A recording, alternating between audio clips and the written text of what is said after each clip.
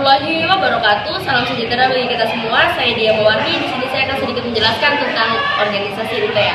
Dimulai dari biografinya, UNTEA adalah singkatan dari United Nations Temporary Executive Authority atau otoritas eksekutif sementara yang dibentuk oleh PBB pada tahun 1962.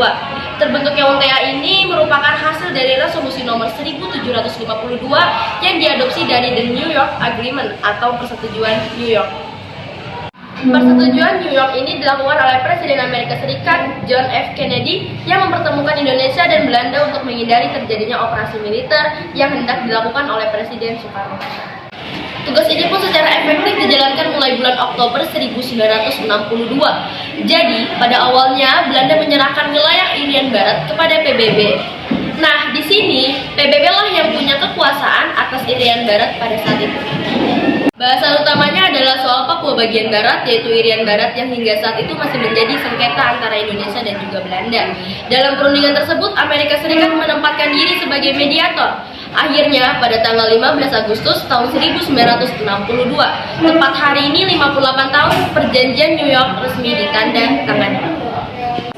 Indonesia terlalu lunak pada imperialisme Belanda di Irian Barat. Soekarno sudah tertahan, Irian Barat harus dibebaskan sesegera mungkin. Di Palembang, Sumatera Selatan, 10 April 1962, Soekarno menjanjikan pembebasan Irian Barat demi menjadikannya bagian dari Negara Kesatuan Republik Indonesia, yaitu NKRI. Bagi Bung Karno, persoalan tersebut, Irian Barat atau Papua adalah urusan personal dan krusial. Tanpa Irian Barat, Nusantara tak akan sepenuhnya menjadi Indonesia. Dibanding dengan wilayah kepulauan kami, Irian Barat hanya selembar daun kelor.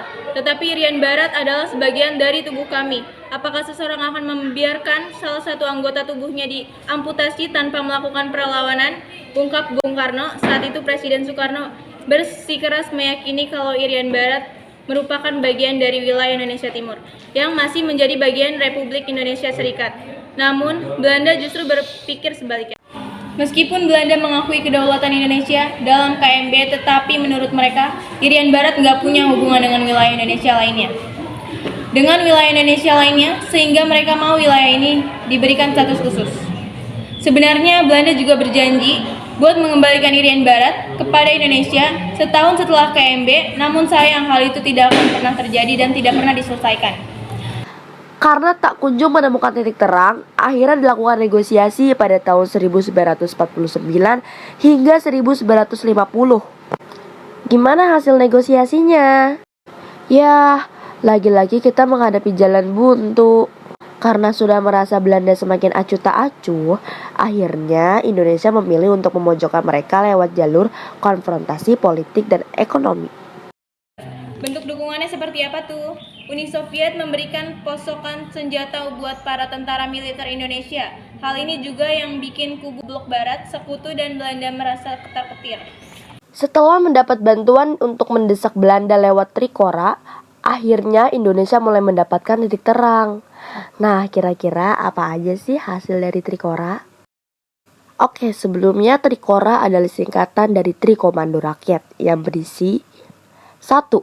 Gagalkan pembentukan negara boneka Papua buatan Belanda kolonial.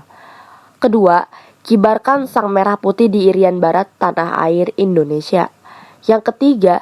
Bersiaplah untuk mobilisasi umum guna mempertahankan kemerdekaan dan kesatuan tanah air dan juga bangsa. Sekian dari kelompok kami. Jadi hasil kesimpulannya adalah wilayah Indonesia berhasil memperebutkan wilayah Irian Barat.